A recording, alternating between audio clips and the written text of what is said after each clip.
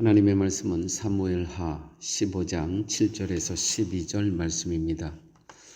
4년 만에 압살롬이 왕께 아뢰되 내가 여호와께 서원한 것이 있사오니 정하건대 내가 헤브론에 가서 그 서원을 이루게 하소서. 당신의 종이 아람 구슬에 있을 때에 서원하기를 만일 여호와께서 반드시 나를 예루살렘으로 돌아가게 하시면 내가 여호와를 섬기리이다 하였나이다. 왕이 그에게 이르되 평안히 가라 하니 그거 일어나 헤브론으로 가니라. 이에 압살롬이 정탐을 이스라엘 모든 지파 가운데에 두루 보내 이르기를 너희는 나팔 소리를 듣거든 곧 말하기를 압살롬이 헤브론에서 왕이 되었다 하라 하니라.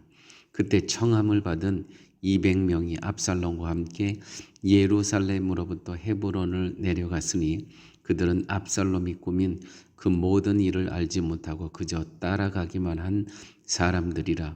제사 드릴 때에 압살롬이 사람을 보내 다윗의 모사 길로 사람 아히도멜을 그의 성읍 길로에서 청하여 온지라. 반역하는 일이 커감에 압살롬에게로 돌아오는 백성이 많아지니라. 아멘. 이스라엘은 하나님의 은혜로 하나님의 능력으로 살아가는 그러한 존재들이어야 마땅합니다. 하나님은 이스라엘이 이것을 잊지 않도록 하기 위해 왕을 선택하시고 세우셔서 이스라엘 백성을 다스리도록 돕도록 하셨습니다. 그런데 압살롬이 반역합니다. 그가 권력을 탐했던 아버지에 대한 불만으로 반역을 했던 중요한 것은 자신의 위치를 망각했다는 것입니다. 하나님의 은혜 위에서 살고 있는 자신을 기억했다면 다윗 역시 하나님에 의해 세워진 왕임을 생각했을 것이고, 따라서 다윗에게 반역을 하는 것은 곧 하나님께 반역하는 것임을 알았을 것입니다. 오늘날 우리의 문제도 바로 이것입니다. 하나님의 은혜를 잊고 살아간다는 것이죠. 이것은 압살롬만 다윗을 반역한 것이 아니고요.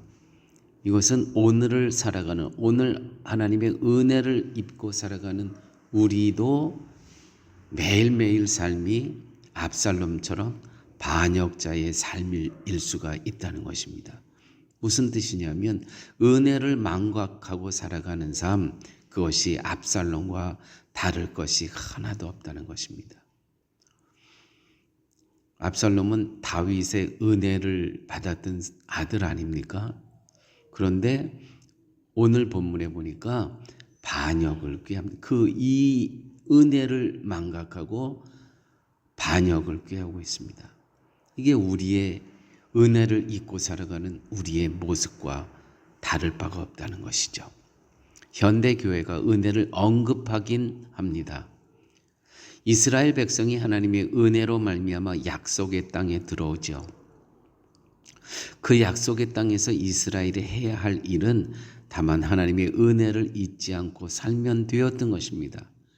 이미 주어진 은혜를 잊지 않으며 사는 것이 하나님의 원하시는 이스라엘다움이었습니다. 여러분, 교회에 필요한 것은 이미 주어진 은혜를 감사하며 증거하는 것입니다. 은혜를 감사하며 그 은혜를 증거하는 것. 이것이 교회의 할 일입니다. 그런데 큰 교회를 이루는 것이 하나님의 뜻인 양 말하는 교회 지도자들이 있습니다. 자신의 뜻을 하나님의 뜻으로 위장하여 정당화하는 것입니다. 자기의 그 욕망을.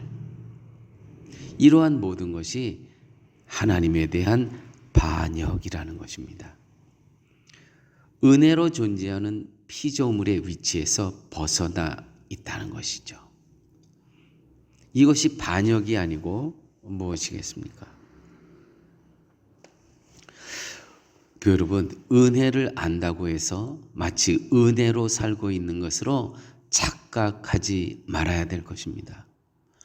그래요. 우리는 지적으로 예수 그리스도의 십자가의 은혜 배워서 많이 압니다. 은혜가 무엇인지.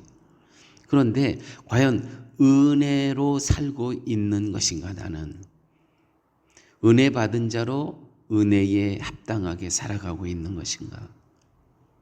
우리는 압살롬처럼 하나님이 있게 하신 그 위치에 만족하지 못하고 살아가는 모습이 우리에게 너무나 많이 있습니다. 날마다 하나님에 대해 반역하며 살아가고 있지는 않은지. 하나님에 대한 반역은 다른 게 아닙니다. 은혜를 망각하게 되면 우리는 하루에도 얼마든지 하나님을 반역, 트라이돌, 배신할 수 있는 것입니다. 우리는 은혜로 살고 있지 못한 악한 존재로 오늘 하루도 살아온 흔적들이 너무나 많이 있다는 것이죠. 은혜를 망각하면 그렇습니다. 그래서 은혜를 기억하는 자는 모든 범사에 감사가 있어야 합니다. 그 기쁨이 있습니다. 근데 그렇게 우리는 살지 못하잖아요. 지금 숨 쉬고 있는 고마움도 잊어버린 채 나의 욕망을 드러내기에 바쁜 우리의 모습들, 이건 다 반역하는 것입니다. 하나님의 십자가에, 하나님께서 허락하신 십자가의 은혜를 다 반역하며 살아가고 있다는 것이죠. 그래서 그런 우리의 악함을 드러내고 그런 우리를 여전히 하나님께서 사랑하심을 선포하는 것이, 이것이 진정한 복음 안에 살아가는 자들의 모습입니다. 우리 악합니다. 그런 우리를 하나님께서 여전히 사랑하신다는 것이죠. 당신의 독생자 외아들을 우리에게 보내주시고 그분이 우리의 죄의 대가를 십자가에서 다 감당하셨습니다. 이것이 진실입니다라고 선포하며 살아가는 그러한 삶, 그것이 진정 복음 안에서, 그리스도 안에서 살아가는 자들의 이 땅의 삶이라는 것입니다. 우리가 말씀 앞에 모이는 것도 바로 이것을 위함입니다.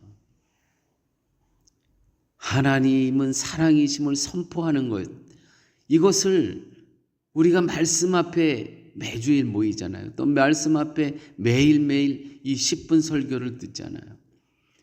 듣는 이유와 목적은 무엇입니까? 이 하나님은 사랑이심을 선포하기 위해서, 그것이 목적이어야 된다는 것이죠. 그런데 하나님은 사랑이시더라는 것을 우리는 망각하며 살아가고 있습니다. 이미 그 십자가의 은혜를 다 체험하고도. 이것이 바로 반역이라는 것이죠. 압살롬뿐만이 아닙니다. 오늘 이 시대를 사는 우리의 모습이기도 한 것이죠.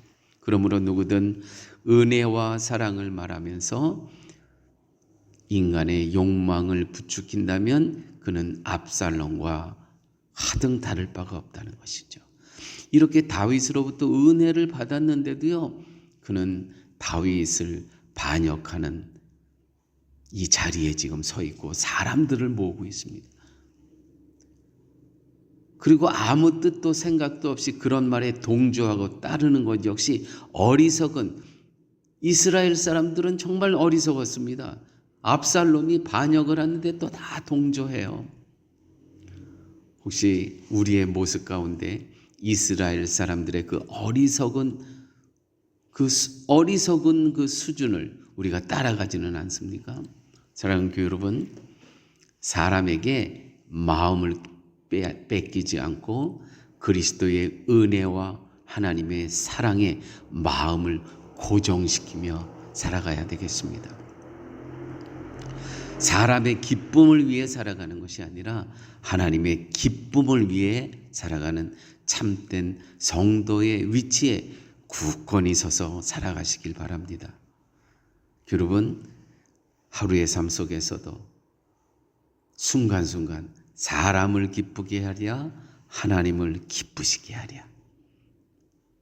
우리는 늘 이런 질문을 하면서 내가 손해보더라도, 내가 조금 억울하더라도 하나님을 기쁘시게 하는 매 순간순간 반역자의 자리에 서지 않고 매일매일 충성스러운 하나님의 일꾼으로 살아가는 우리 사랑의 교회 교우들이 되시기를 예수님의 이름으로 축원드립니다. 아버지 하나님 고맙습니다. 오늘도 말씀 가운데 압살롬의 삶을 통해서 다윗으로부터 그렇게 은혜를 받았음에도 그 은혜를 망각하면서 반역 자리에 서 있는 그 압살롬을 보았습니다. 우리도 예수 그리스도의 십자가의 은혜를 망각한다면 내가 오늘 압살롬으로 반역자로 살아갈 수밖에 없음을 기억하면서 늘 사람을 기쁘게 하랴 하나님을 기쁘시게 하랴, 이 명제를 갖고 이 질문을 갖고 하나님 기뻐하는 삶의 자리에 살아갈 수 있도록 우리 주님들 함께하여 주옵소서. 예수님 이름으로 기도드렸습니다. 아멘.